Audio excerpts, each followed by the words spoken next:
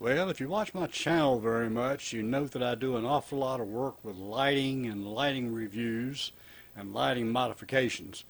Here's one little light. I guarantee if you need something outside to light up your campground or do some outdoor work like working on the car at night, this is the one you really want to have. It'll light up the whole side of your car so you can work on it. This light is a true area work light. It really shines the brightest, of course, for doing anything outside, where it also works great indoors in an emergency situation, like a hurricane, a earthquake, or a lighting out situation in your home where you need to light up an entire room just as bright as it would be almost in daylight. Okay, so what's in the box?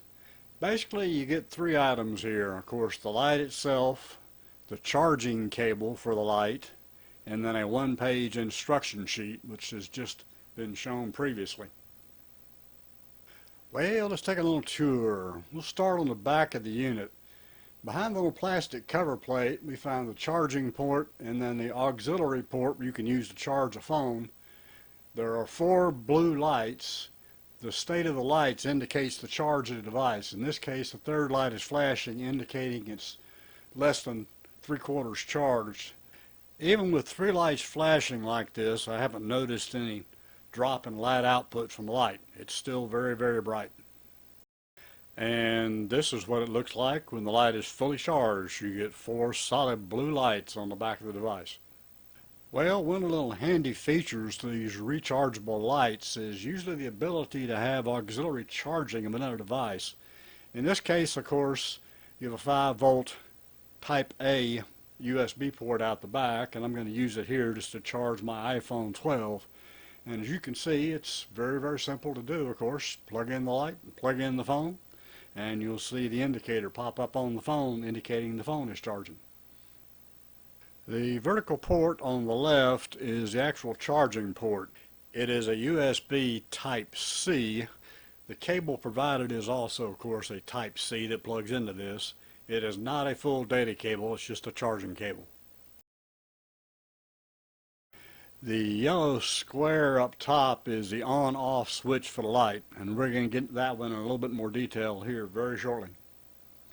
Continuing my little lighting tour, the light of course has a handle up top. You have two separate wings on the sides that are easily foldable around all the way to the back of the light. The actual base of the light is rotatable, full 360 degrees, and tiltable 180 degrees, meaning 90 forwards, of course, and 90 back, as you see here. The underside of each one of the feet has a magnet. You can support this light from any steel structure upside down simply by putting it on the steel structure with all four magnets. Since the two wings are independently adjustable, you can either have all of your light front, or you can have your light in a U shape, where each one of the wings would supply light out to the side. Since most of you are probably going to want to use this light outdoors, I'm going to base my demo on that basis. Here we see the basic test setup. This is an 800 lumen LED bulb and the light, and they're going to be right side by side of each other, and the camera will be slightly in front of the lights. Okay, first I'm going to use the base standard here. This is the 800 lumen bulb. What I've got is the keyboard in my hand. I'm standing about 10 feet away from the light. Then I move back to 20 feet. Now it's time to move on to the work light. What I'm going to do now is flip the work light on, and I've got it on at full brightness. And what I'm going to do first is stop off again at 10 feet. Then I'm going to move back and go to 20 feet.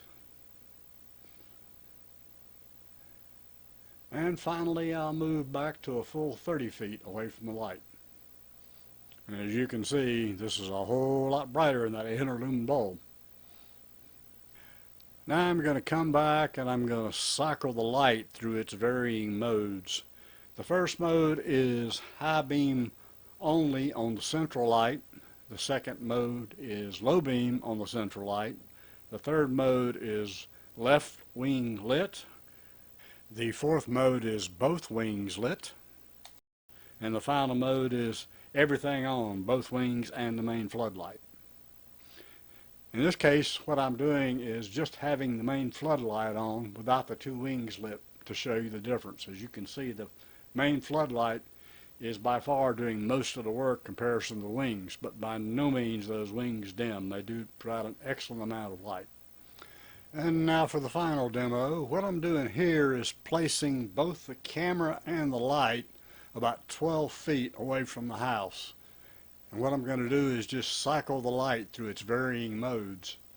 First starting out, of course, with main light high, then main light low, then one wing, and then both wings, and finally everything. Lastly, I'll just step in front of the light, put myself up against the house, and you can see, yeah, you could definitely read a newspaper here with no trouble whatsoever. Well, thanks for watching. Hope you found this video both interesting and useful. If you did, please consider giving me a like and definitely consider subscribing. I've got a whole lot more lighting videos on the way, as well as a couple things I'm playing around with some of these little microcontrollers, and I think you're going to want to see those videos. So please check in often, and it's been a pleasure here. Take care of yourself, and we'll see you on the next video.